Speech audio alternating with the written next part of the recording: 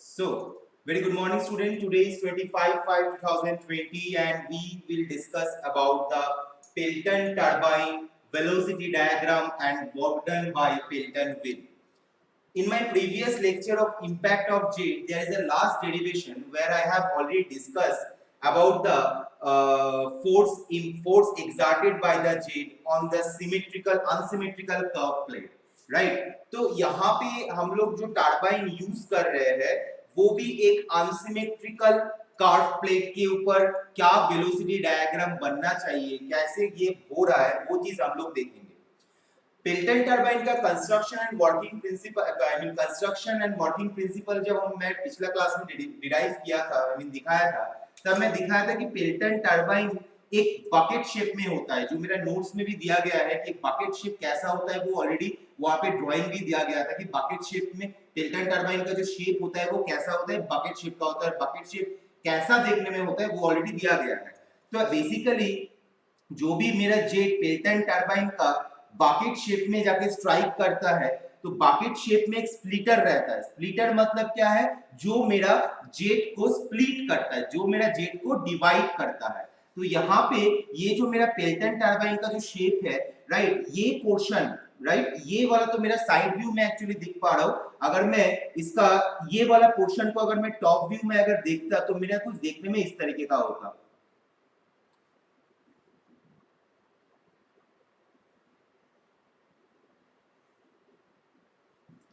Okay, कुछ इस तरीके का देखने में होता। तो फ्लूइड जाके यहाँ पे स्ट्राइक कर रहा है, राइट, फ्लूइड जाके इस पोजीशन में स्ट्राइक कर रहा है। ये पोजीशन मेरा यहाँ पे, ये पोजीशन को डिनोट करता है। फ्लूइड जाके जब यहाँ पे स्ट्राइक कर रहा है तो यहाँ पे स्ट्राइक करने के बाद फ्लूइड क्या होता है, जो जेट होता है वो जेट स्प्लिट होता है। That's why this is called the splitter. That's why this point is called the splitter. मतलब जेट दोनों कार्ब प्लेट का बराबर वो गाइड होता है। मतलब इसका मतलब जो इनलेट टिप होता है, इसका मतलब जो इनलेट टिप होता है पेल्टन टरबाइन का, इनलेट टिप होता है मेरा स्प्लिटर, और आउटलेट जो होता है वो मेरा पेल्टन टरबाइन का जो ब्लेड्स का आउटलेट टिप होता है। तो फ्लूइड जाके मेरा पेल्टन टरबाइन का स्प्लिटर में स्ट्राइक करता है। देखो स्प्लिटर में स्ट्राइक किया, उसके बाद ये जेट दोनों साइड से डिस्ट्रीब्यूशन हो गया। तो मैं यहाँ पे एक साइड का वेलोसिटी डायग्राम दिखाया हूं, क्योंकि यहाँ पे जो वेलोसिटी डायग्राम होगा यहाँ पे भी वही वेलोसिटी डायग्राम होना चाहिए।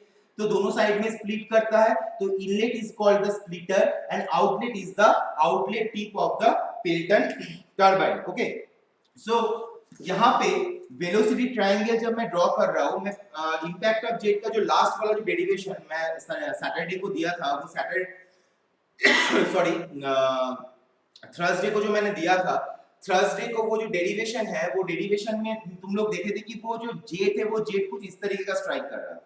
लेकिन यहाँ पे पेल्टन टरबाइन का स्प्लिटर में वो जेट वर्टिकली स्ट्राइक कर रहा है। ओके, तो वर्टिकली स्ट्राइक करने के टाइम पे कैसे डायग्राम होता है वो पहले देख लो। ये मेरा जेट का फ्लो है, ये मेरा जेट का फ्लो है, राइट। तो जेट जब स्प्लिटर में स्ट्राइक किया तो ये जो ब्लेड का जो इनिशियल वेलोसिटी, जेट का इनिशियल वेलोसिटी क्या है, u1 है। ये क्या है, रिलेटिव वेलोसिटी। क्यों रिलेटिव वेलोसिटी? क्योंकि ये ब्लेड भी रोटेट कर रहा है, तो रिलेटिव वेलोसिटी है इसलिए, क्योंकि जेट का एक वेलोसिटी है। और सॉरी, मैं ये u1 क्या है, ये u1 है मेरा प्लेट का इनिशियल वेलोसिटी, और जेट मेरा स्ट्राइक किया तो ये मेरा क्या बना है, vr1 रिलेटिव वेलोसिटी। ये रिलेटिव वेलोसिटी, ये मेरा जेट का actual velocity which is defined by v1 and the total velocity vw1 which is called world velocity. World velocity मतलब क्या मैंने बोला था, वर्ल्ड वेलोसिटी मतलब है कि which velocity is responsible for rotate the blade, which velocity. क्योंकि अगर मैं इस हिसाब से देखूंगा तो इस हिसाब से मेरा ये ब्लेड का मूवमेंट कैसा होना चाहिए, लीनियर मूवमेंट होना चाहिए। इस पोजीशन में अगर मेरा कोई जेट अगर जाके स्ट्राइक करता है तो ये ब्लेड का जो मोशन, ये ब्लेड का मोशन लीनियर मोशन होना चाहिए। किंतु लेकिन अल्टीमेटली क्या होता है, ये ब्लेड का जो मोशन होता है ये रोटेटिंग मोशन होता है, क्योंकि ये ब्लेड मेरा रोटर के साथ रोटेट किया हुआ रहता है। ये ब्लेड मेरा रोटर के साथ रहता है, राइट। तो ये ब्लेड जब लीनियर मोशन देगा तो ये रोटर क्या करेगा, रोटेटिंग मोशन कन्वर्ट करेगा। ये रोटेटिंग मोशन कन्वर्ट करेगा तो ये ब्लेड का भी मोशन मेरा रोटेशन होता है। तो ये vw1 जो है which is responsible for the rotation of the blade of the Pelton wheel, right. तो ये मेरा इनलेट ट्रायंगल है। इनलेट ट्रायंगल से पहले मैंने जब मैंने हाइड्रोलिक पावर प्लांट का लेआउट दिखाया था, वहां पे मैंने एक टर्म को डिफाइन किया, that is H of F. What is the meaning of H of F? H का मतलब है head loss due to friction, right. और मैं एक टर्म डिफाइन किया था एच एन मतलब नेट हेड। नेट हेड मतलब क्या होता है? Gross head minus H of F, head loss.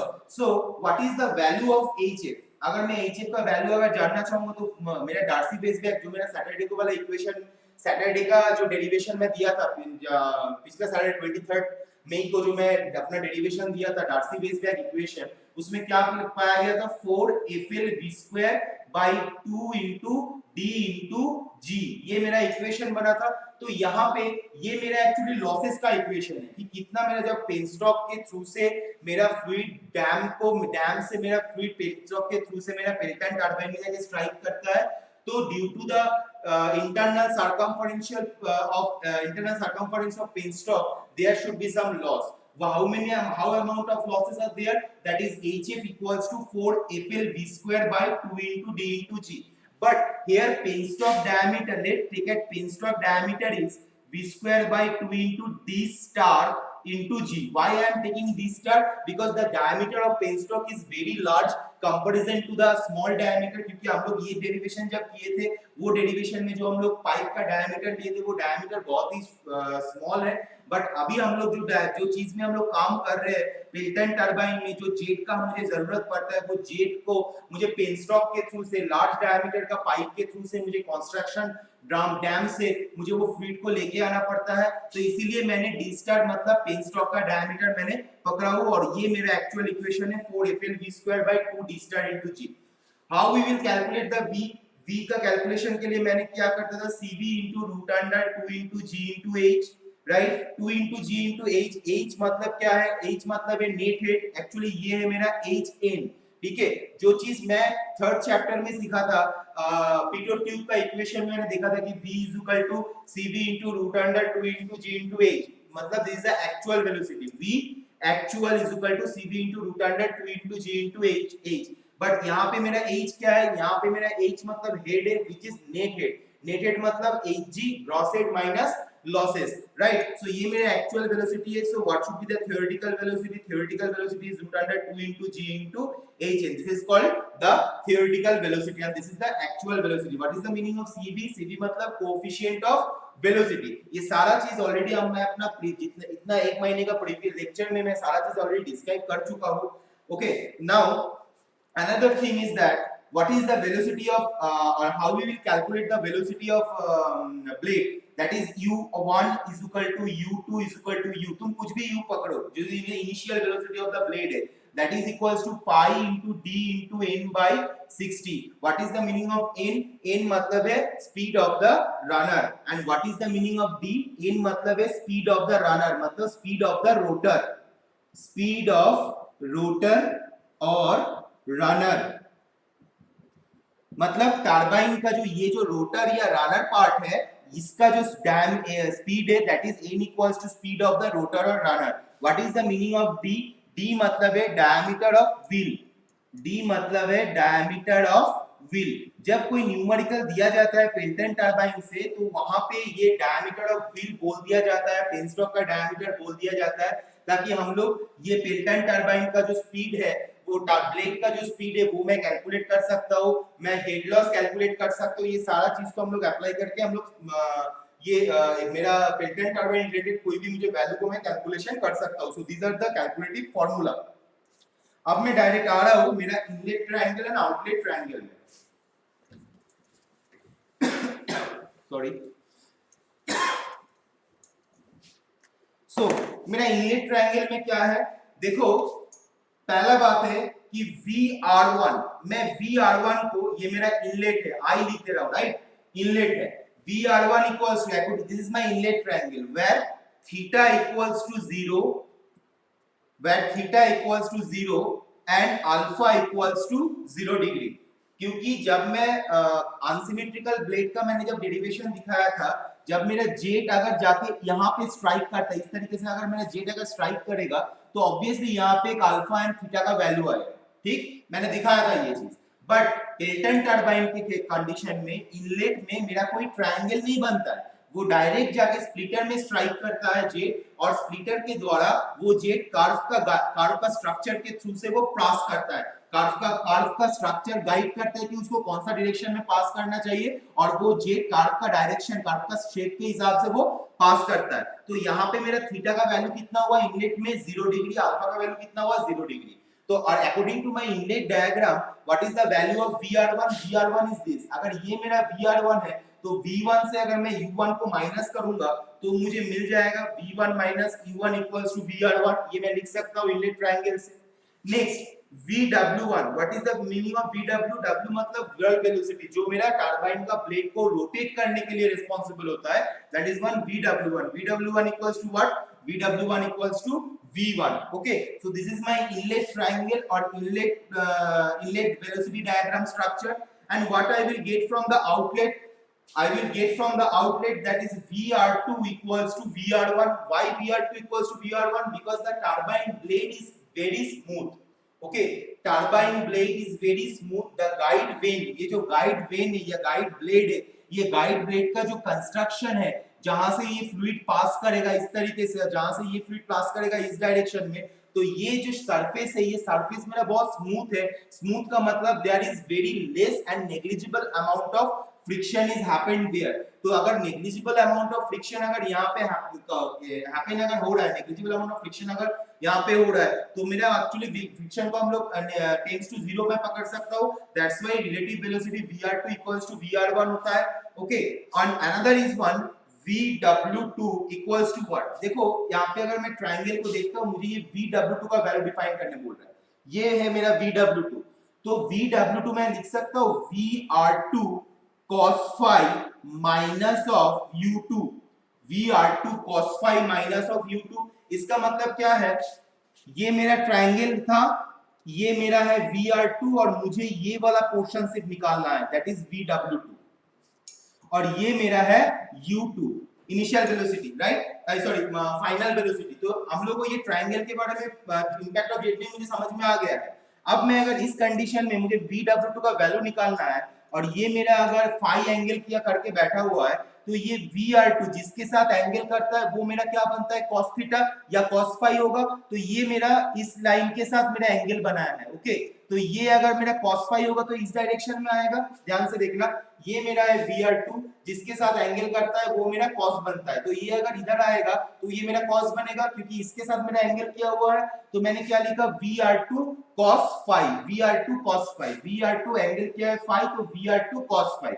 तो VR2 cos फाई मतलब ये मेरा होल वैल्यू मिल गया है, यहां से लेकर यहां तक मुझे वैल्यू मिल गया है, और यहां से लेकर अगर यहां तक U2 को अगर मैं माइनस करूंगा, ये मुझे मिल गया है, यहां से लेकर यहां तक मुझे मिल गया है, यहां से लेकर यहां तक अगर माइनस करूंगा तो मुझे इसका वैल्यू मिलेगा। तो मैंने क्या किया? VR2 cos फाई से मैं अगर U2 को माइनस कर दूंगा तो मुझे VW2 का वैल्यू मिल जाएगा, राइट। यहाँ पे मुझे और भी दो टाइप का चीज मैंने दिखाया है। देखो, जब बीटा मेरा लेस देन 90 डिग्री है, अगर मैं इसको एक एक्सिस के हिसाब से डिफाइन करता हूं, ठीक है, एक एक्सिस अगर y एक्सिस के हिसाब से मैं डिफाइन करता हूं, तो और मेरा बीटा अगर लेस देन 90 डिग्री है, तो मेरा जो VW1 होगा, VW2 होगा, वो मेरा नेगेटिव होगा, क्योंकि ये एक्सिस का इस साइड में पॉजिटिव है और इस साइड में नेगेटिव है। जब इंपैक्ट ऑफ जेट आगे की तरफ जा रहा है, इसका मतलब ये जेट का मोशन कौन सा डायरेक्शन में? पॉजिटिव की तरफ है, क्योंकि ये जो डायरेक्शन ये मुझे पॉजिटिव डिफाइन करता है, ये जो डायरेक्शन है ये मेरा नेगेटिव डिफाइन करता है। तो यहाँ पे y एक्सिस के रेस्पेक्ट में इसका इस साइड मेरा पॉजिटिव नहीं है, यहाँ से मेरा नेगेटिव चीज है, तो नेगेटिव सब कुछ मैं डिनोट करूंगा। तो VW2 का जो वैल्यू है, ये VW2 इस एक्सिस के रेस्पेक्ट में इस साइड में है, लेफ्ट साइड एक्सिस के रेस्पेक्ट में लेफ्ट साइड में, तो ये मेरा नेगेटिव होता है। जब बीटा मेरा 90 डिग्री होता है, देखो ये बीटा जो एंगल बीटा अगर मेरा 90 डिग्री हो जाएगा, तो ये V2 और VF2 एक ही जगह में कोइंसाइड कर जाएगा।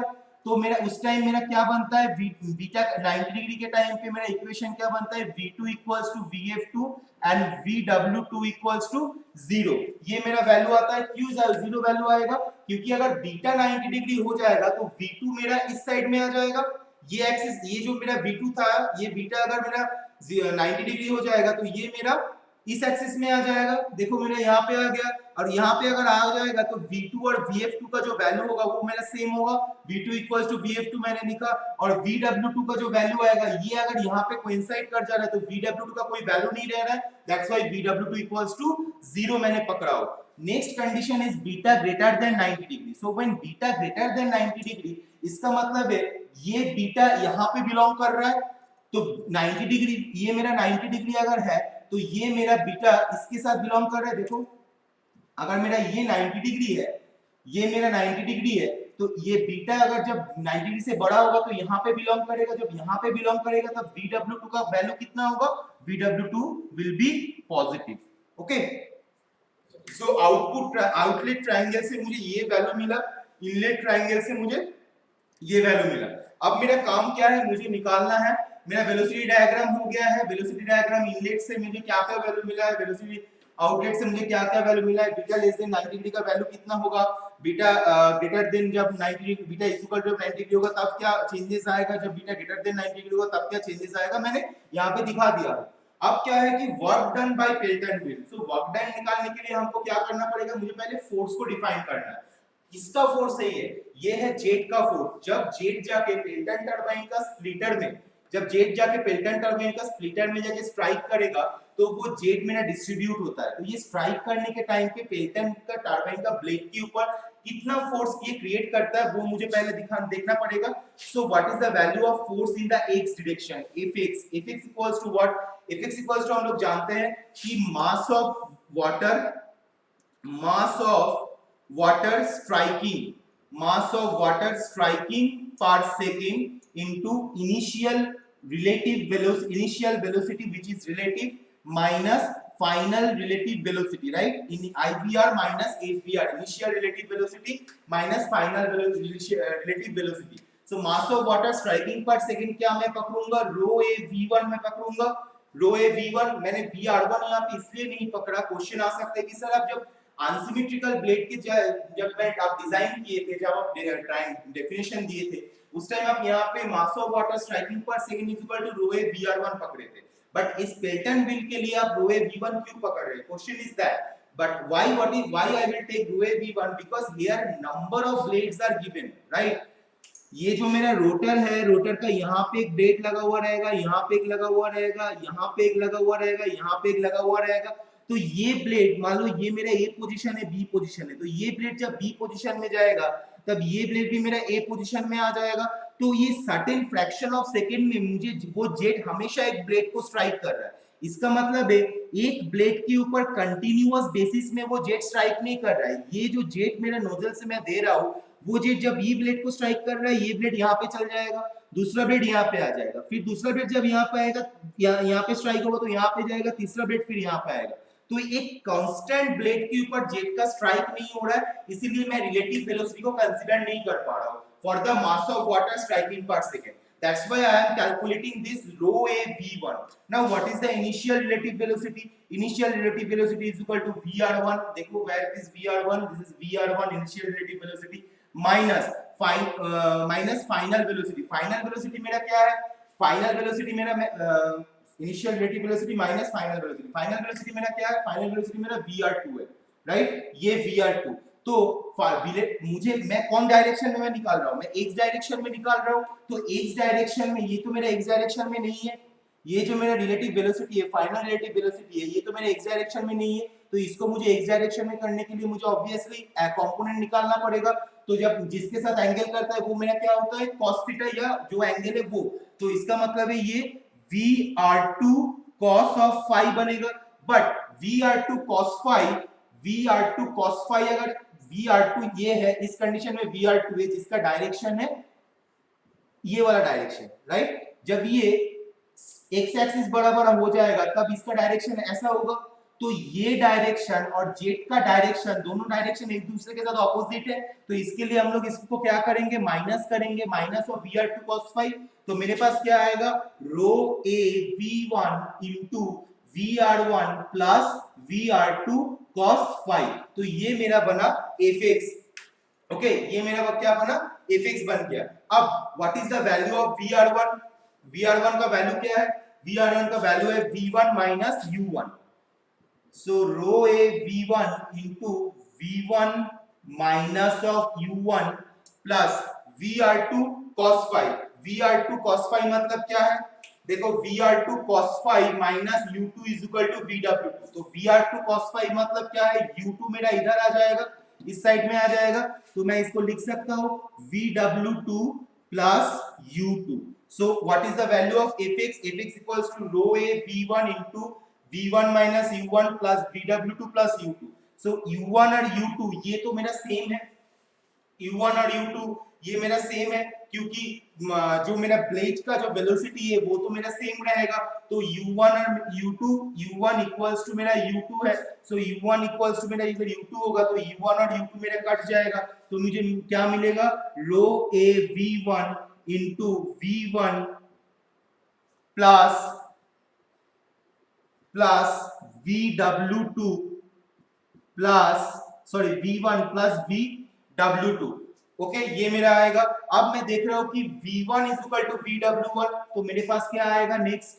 रो A v1 vw1 plus vw2, ये मेरा आएगा fx का वैल्यू। अब मुझे fx का वैल्यू मुझे मिल गया है। अब मैं क्या करूंगा? अब इसके बाद मुझे वर्क डन पे जाना पड़ेगा। ओके, तो मेरा जो fx का क्या वैल्यू आया है? Rho A v1 into vw1 plus vw2।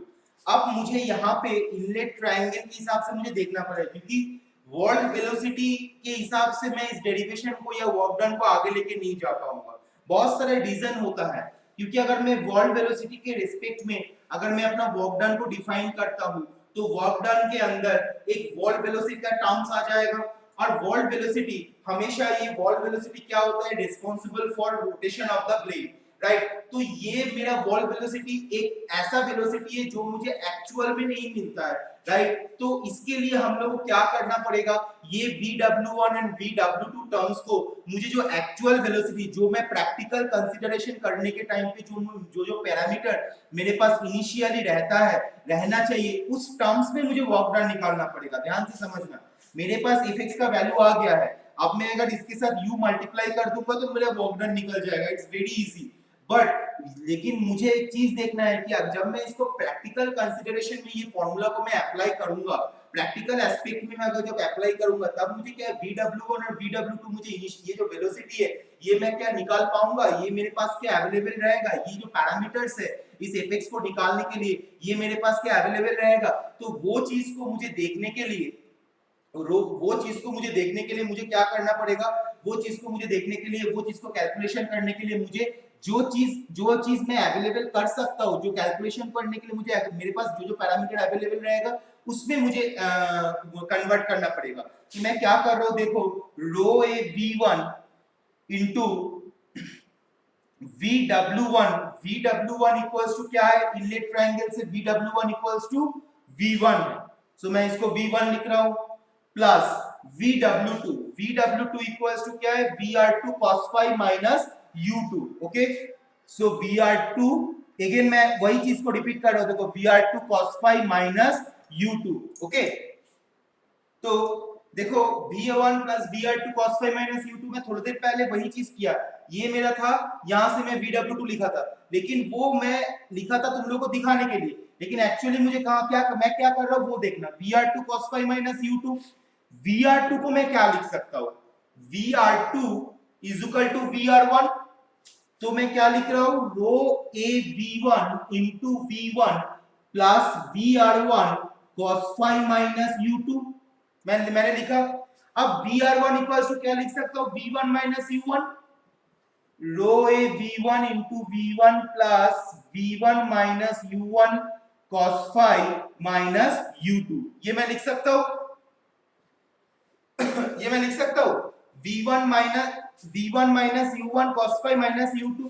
अब next line, row A v1 into v1 plus v1 minus u1 cos phi minus u2 को मैं क्या लिख सकता हूं? u1 लिख सकता हूं, क्योंकि u1 इक्वल्स टू u2 यहाँ पे, तो v1 plus v1 minus u1 cos phi minus u1। देखो अब ये जो टर्म्स में रो मेरा पहले से अवेलेबल रहेगा। अगर मुझे प्रैक्टिकल एस्पेक्ट में जब मुझे कैलकुलेशन करना पड़ता है तो मुझे हमेशा ध्यान रखना पड़ेगा कि जो जो पैरामीटर मेरे पास इनिशियली अवेलेबल रहेगा वही पैरामीटर से मुझे फोर्स का वैल्यू और वर्क डन का वैल्यू मुझे डिफाइन करना पड़ेगा। तो उस बेसिस में रो का वैल्यू मेरे पास रहेगा पहले से, एरिया का वैल्यू मुझे पहले से पता चलेगा, v1 जो मैं जेट मेरा कौन सा स्पीड में यहाँ पे स्ट्राइक कर रहा है ये मुझे पता रहेगा, u1 ब्लेड का स्पीड है, cos phi कौन सा एंगल है, phi कौन सा एंगल में ये जाएगा, मतलब क्योंकि ये जो एंगल ये डिफाइन हो रहा है क्या ब्लेड का जो एंगल है वही मेरा एंगल को डिफाइन कर रहा है, ये angle equals to this angle equals to this angle. देखो यहाँ पे जो एंगल है ये लाइन को अगर मैं एक्सटेंड करता हूँ तो ये जो मेरा एंगल है वही मेरा ये एंगल है, राइट, अल्टरनेट एंगल हो गया है, this angle will this angle. So इस कंडीशन में मेरे पास जो भी वैल्यू अभी इस इक्वेशन में वो मेरे पास पहले से अवेलेबल रहेगा और मैं फोर्स का वैल्यू डिफाइन कर पाऊंगा।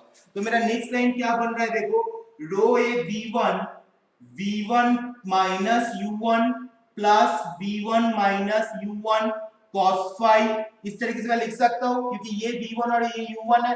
तो अब मैं देख रहा हूँ कि मेरे पास कॉमन टर्म रहेगा तो मैं इसको यहां से यहां पे कर रहा हूँ, देख लेना, रो ए v1 माइनस u1 मैंने कॉमन लिया, v1 माइनस मैंने u1 अगर मैं कॉमन लूंगा तो मेरे पास क्या आएगा,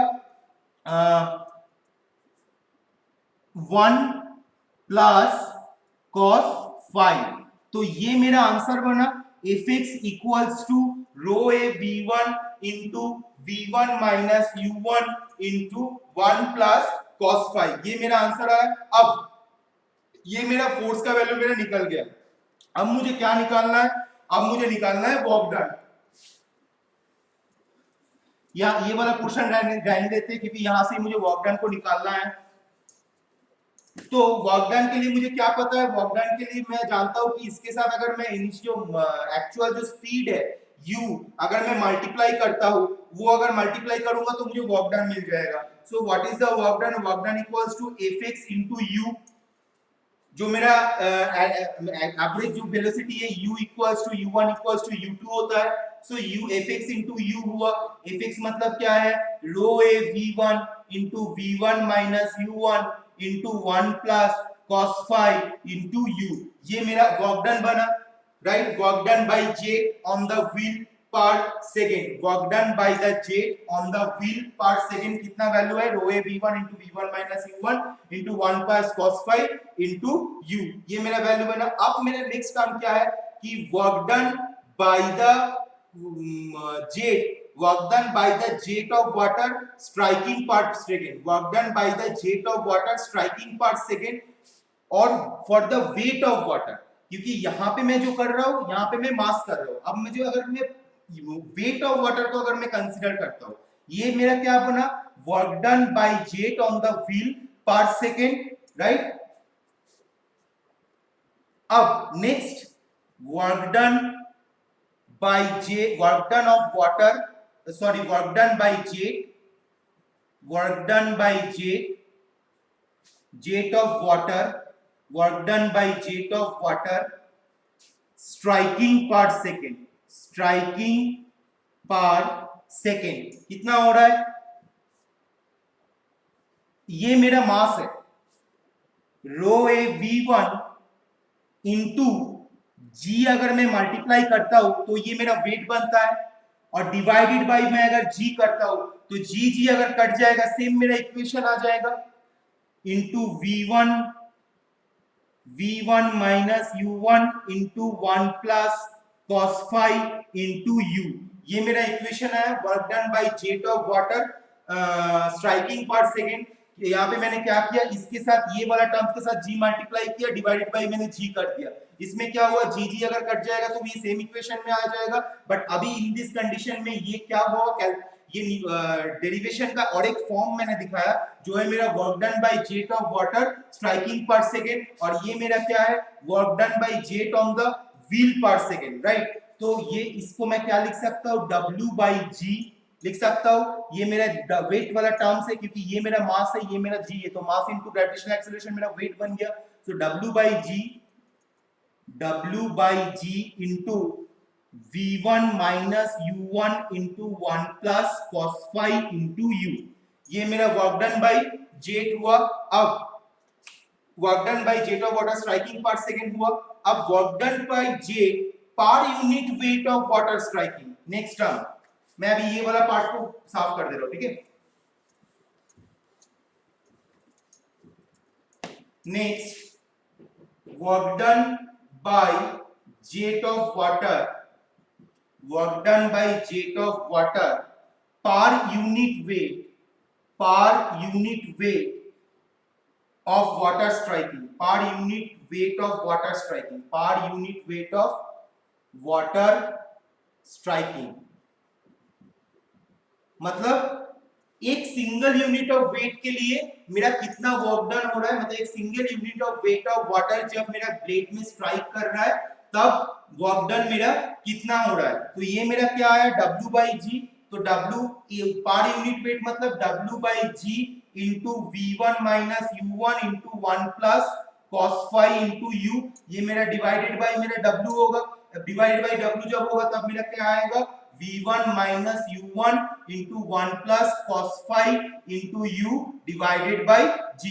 तो ये मेरा क्या बना, work done by jet of water per unit of weight of water striking per second. Okay, now work done मुझे मिल गया। अब मुझे क्या करना है, मुझे देखना है कि पावर कितना होगा, ठीक है। तो वर्क डन मुझे मिल गया, तो मुझे अभी पावर देखना है। तो मेरे पास पहले क्या फॉर्मूला आया था, Fx equals to rho A V1 into V1 minus U1 into 1 plus cos phi, right. तो इसकी पावर करने के लिए मुझे क्या करना पड़ेगा, पावर करने के लिए वर्क डन मेरा जितना वैल्यू आया है ये मेरा Fx है। अब वर्क डन का मेरा कितना वैल्यू आया था, रो A V1 into V1 minus U1 into 1 plus cos phi into u।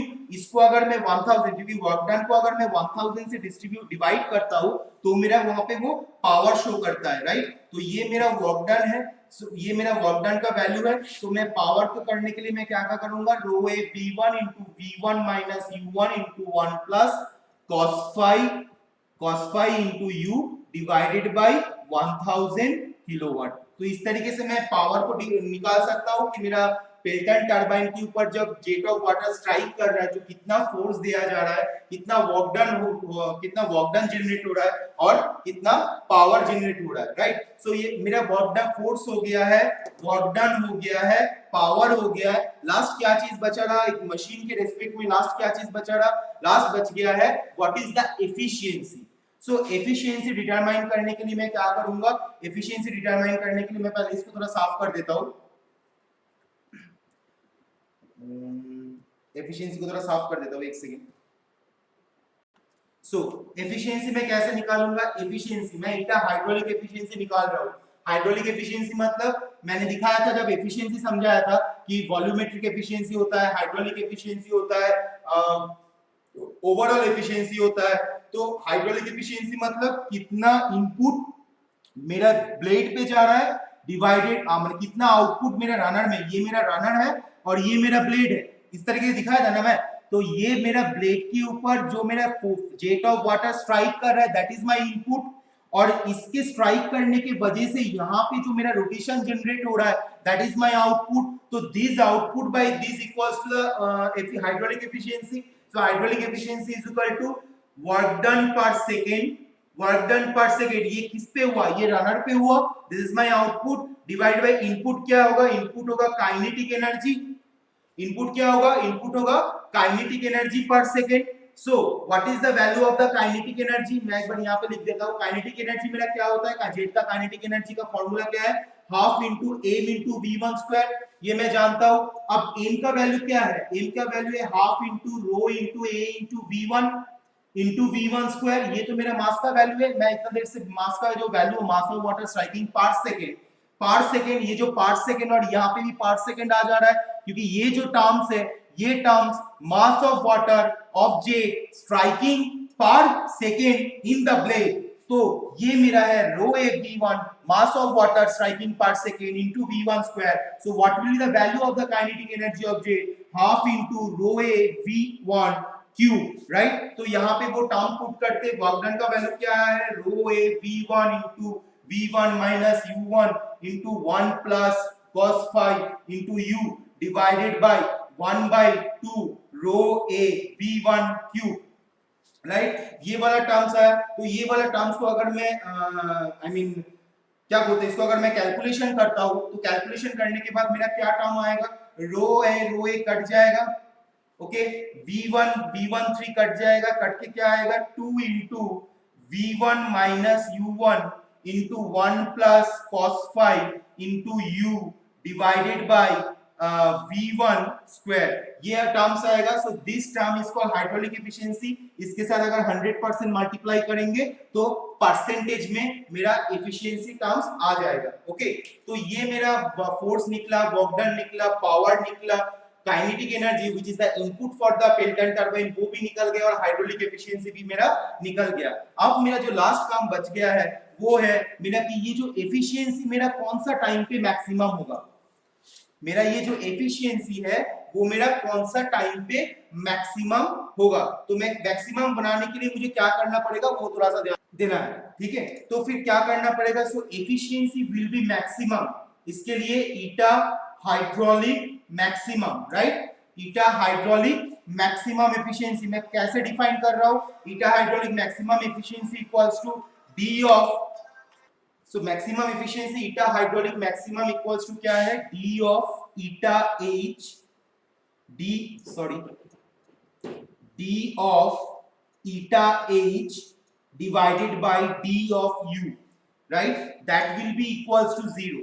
मुझे मैक्सिमम एफिशिएंसी बनाने के लिए मुझे डिफरेंशिएशन करना पड़ेगा कि मैक्सिमम एफिशिएंसी के लिए मुझे क्या कंडीशन होना चाहिए, क्योंकि देखो मैं पहले थोड़ी देर पहले ही बताया था कि जो मेरा इनिशियल जो पैरामीटर्स है मुझे उस इनिशियल पैरामीटर के ऊपर काम करना पड़ता है। अगर मैं VW1 उसके बाद VF2 VF1 इसके ऊपर काम करूंगा तो ये पैरामीटर मेरा इनिशियली, तुम लोग एक चीज सोचो, तुम लोगों के सामने एक पेल्टन टरबाइन रोटेट कर रहा है, ठीक है, तो वो पेल्टन टरबाइन का फ्लो वेलोसिटी तुम क्या डिफाइन कर पाओगे, नहीं कर पाओगे, बट तुम उस पेल्टन टरबाइन को रोटेट करने के लिए जो जेट का स्पीड दे रहे हो वो जेट का स्पीड तुम डिफाइन कर पाओगे, वो जेट का वेलोसिटी किस तरीके से डिफाइन हो रहा है वो तुम निकाल पाओगे रूट अंडर 2gh करके, what is the velocity, okay. तो इसीलिए मुझे हमेशा इनिशियल पैरामीटर के ऊपर काम करना पड़ता है। तो ये मैक्सिमम एफिशिएंसी के लिए क्या कंडीशन होना चाहिए, देखो मैं d eta hydraulic divided by d of u, u is the initial parameter, what is the मतलब ब्लेड का जो वेलोसिटी है that is my initial parameter, okay. तो उसके रेस्पेक्ट में अगर मैं डिफरेंशिएशन करूंगा, ईटा हाइड्रोलिक का क्या वैल्यू आया है, d of 2 into v1 minus u1 into 1 plus cos of phi into u divided by v1 square divided by d of u equals to 0, ये मेरा है। अब मैं देख रहा हूं मुझे u के रेस्पेक्ट में करना है, और मैं देखा था कि u1 equals to u2 equals to u for the Pelton wheel। तो u जब मुझे पता u के रेस्पेक्ट में अगर करना है और यहाँ पे मेरा u1 है तो मैं ये टर्म को मैं चेंज करूंगा, तो मेरा क्या आएगा, अगर मैं डिफरेंशिएशन करूंगा तो 1 plus cos phi by v1 square into 2, ये जो मेरा टर्म्स है इसको मुझे निकालना है, क्योंकि इस टर्म्स में मुझे कहीं पे u दिखाई नहीं दे रहा है। तो मैंने क्या किया, 2 into 1 plus cos phi divided by v1 square मैंने निकाल लिया बाहर, d of v1 minus u into u, okay, divided by d of u equals to 0। मुझे ये वाला टर्म्स मिला यहां से, ध्यान से देखना, जब स्टडी मटेरियल, ये जो स्टडी मटेरियल इसको अगर वीडियो लेक्चर स्टडी करोगे ध्यान से देखना कि कहां से क्या चेंजेस हो रहा है। अगर समझ में नहीं आएगा तो जूम क्लास में मुझे ये कोई भी क्वेश्चन सवाल पूछना है, ये मैं डेरिवेशन दिखाऊंगा, साथ में छोटे छोटे चीज भी बोल दूंगा कि क्या है क्या नहीं है, ओके। तो यहाँ पे अगर मैं इसको डेरिवेशन करता हूं, एक सेकेंड, अगर मैं ये डेरिवेशन करता हूं तो मेरा क्या आएगा, 2 into 1 plus cos phi divided by v1 square, okay, next of v1 minus 2u, क्योंकि ये u स्क्वायर हो जाएगा, v1u मतलब v1 into u को अगर डिफरेंशिएट करूंगा तो v1 into du by du, वो तो कांस्टेंट हो गया तो v1 आ गया, और u स्क्वायर को अगर मैं डिफरेंशिएट करूंगा तो u स्क्वायर मतलब 2u into 2 minus 1 मतलब 2 into u, तो v1 minus 2u आया, that is equals to 0। तो v1 minus 2u equals to 0, so 2u equals to v, so u equal v1 u is equal to V1 by 2. So this is the condition for what case कि u अगर v1 by 2 होता है, मतलब जो velocity होगा वो अगर jet का जो वेलोसिटी है दैट इज माय इनपुट का वेलोसिटी का आधा अगर रोटर का जो वेलोसिटी है, ब्लेड वेलोसिटी जो है वो अगर इनिशियल जेट का वेलोसिटी का अगर हाफ होता है तब जाके मेरा ईटा हाइड्रोलिक का जो वैल्यू होता है वो मेरा मैक्सिमम आता है. So this is the condition for getting maximum efficiency. और एक टर्म से ये मेरा कंडीशन है where 1 plus cos phi by v1 square that is not equals to 0. Okay, ये मेरा नॉट इक्वल्स टू 0. इसको अगर मैं यहाँ पे करूंगा तो ये अकॉर्डिंग टू द इक्वेशन ये मेरा 0 होता है, इसलिए मुझे ये मैक्सिमम कंडीशन मिल रहा है. बट ये प्रैक्टिकली ये 1 plus cos phi by v1 square ये 0 नहीं हो सकता है, क्योंकि if phi angle is not exist, phi angle will be 0, so there will be no velocity outlet triangle. And if v1 equals to 0, so there will be no Pelton turbine rotation. That's why 1 plus cos phi by v1 square is not equals to 0. But for getting maximum efficiency, we are considering that this is equals to 0, and we are getting E equals to v1 by 2, which is a condition for getting maximum efficiency. So this is the whole derivation of Pelton turbine, work done, force exerted by the jet, work done per unit weight, power, hydraulic efficiency, and the maximum hydraulic efficiency condition. So when you are getting some question from in your semester examination, that time in your semester examination तुम लोग का semester examination में जो ये पूरा question नहीं आता, या तो तुम लोग question कर सकते हैं कि derive the condition for what we are getting maximum efficiency for Pelton turbine. मतलब तुमको ये hydraulic efficiency define करना है, साथ में इतना define करना है. या तो बोल सकते हैं कि what is the work, derive the work done and the power from for the Pelton turbine. तो फिर तुमको एकदम पहले से derivation ये जो inlet triangle outlet triangle draw करके फोर्स का डेरिवेशन करके उसके बाद वहां से वर्क डन एंड पावर का डेरिवेशन करना पड़ेगा. ओके, तो ये दो क्वेश्चन यहां से अराइज होता है, ये दो क्वेश्चन यहां से अराइज होता है. तो ये दो क्वेश्चन मैं तुम लोगों के सामने अभी बना दिया हूं. ये लेक्चर को बहुत अच्छे से स्टडी करना, और ये लेक्चर को बहुत अच्छे से स्टडी करना इसलिए क्योंकि इस लेक्चर से हर बार सेमेस्टर एग्जामिनेशन में 8 से 10 मार्क्स का क्वेश्चन आता है. So thank you. Now I am concluding my class and have a nice day and stay home and safe life. Thank you.